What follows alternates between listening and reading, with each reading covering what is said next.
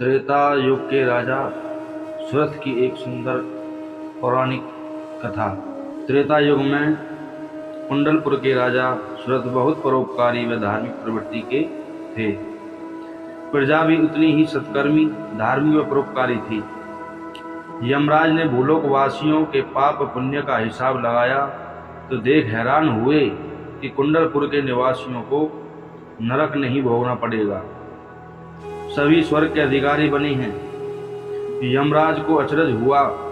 वे स्वयं इसका पता लगाने के लिए एक महात्मा का वेश बनाकर कुंडलपुर नरेश सुरथ के दरबार में पहुंच गए। तेजस्वी महात्मा को देखकर सुरथ प्रसन्न हो गए और उनसे हरि कथा सुनाने का अनुरोध किया। महात्मा ने कहा, कथा सुनने से क्या होगा, सबको अपने कर्मों का फल भोगना ही है, इसीलिए हरि कथा सुनने की भ्रम में न पड़ें, सत्कर्म करें वही साथ जाएगा। सुरथ बोले, आप महात्मा होकर ऐसा मानते हैं? प्रभु नाम लेते रहे तो सत्कर्म होते रहेंगे। कर्म फल समाप्त होने पर देवराज इंद्र का भी पतन हो जाता है, लेकिन हरि भक्त ध्रुव अपने स्थान पर अटल हैं। सुरथ की भक्ति देखकर यमराज प्रसन्न हुए। अपने वास्तविक रूप में आकर सुरथ से वरदान मांगने को कहा। राजा ने मांगा, जब तक हरि के दर्शन न हो जाएं, तब तक मेरी मृत्यु न हो। यमराज ने बताया कि जल्द ही भगवान विष्णु का राम अवतार होगा। प्रभु उस युग में मानव लीला करेंगे, उन्हीं के रूप में तुम्हें हरि के दर्शन होंगे। शीघ्र ही राजा सुरथ को सूचना मिली कि अयोध्या के राजा दशरथ के यहाँ श्री राम का अवतार हो गया है। श्री राम के दर्शन की आस में वह उनकी हर सूचना लेते रहे। जब प्रभु ने राज सिंहासन संभालने के बाद अश्वमेघ का घोड़ा छोड़ा तो सुरथ को अपना मनोरथ पूरा होता नजर आया। उन्होंने यज्ञ के घोड़े को रोकने का निश्चय किया। अश्व की रक्षा चल रहे शत्रुघ्न से सुरथ का घोर संग्राम हुआ। सुरथ ने शत्रुघ्न को सेना समेत बंदी बना लिया। शत्रुघ्न की रक्षा के लिए अंगद और हनुमान जी भी आए। राजा सुरथ ने सबको राम शस्त्र के बल पर बांध लिया।